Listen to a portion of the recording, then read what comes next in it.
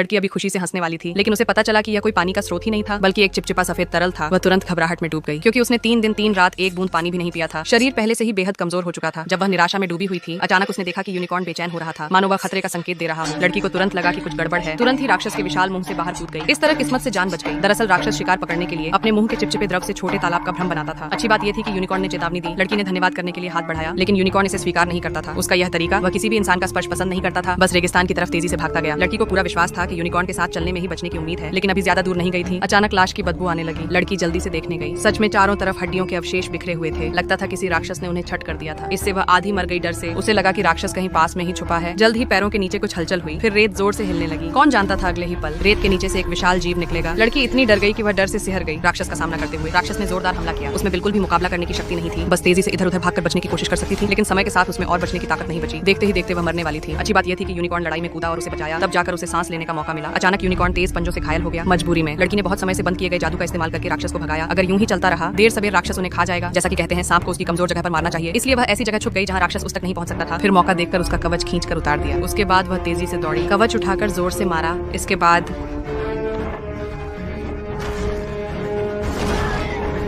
जल्द ही राक्षस पूरी तरह मर गया। लड़की का घबराया हुआ दिल आखिरकार शांत हुआ, ये देखकर कि यूनिकॉर्न उसे बचाने में बुरी तरह घायल हो गया। लड़की बहुत दुखी थी और खुद को दोषी मान रही थी। यूनिकॉर्न को बचाने के लिए वह बंद किए गए जादू का भी इस्तेमाल करने को तैयार थी। उसने अपनी हथेलियों को आग में रखकर आध्यात्मिक शक्ति को अवशोषित किया, फिर जादू करके यूनिकॉर्न के घाव पर हाथ रखा। बस 2 मिनट से भी कम समय में यूनिकॉर्न फुर्तीला होकर खड़ा हो गया। इंसान और जानवर दोनों आखिरकार इस शापित रेगिस्तान से बाहर निकल आए।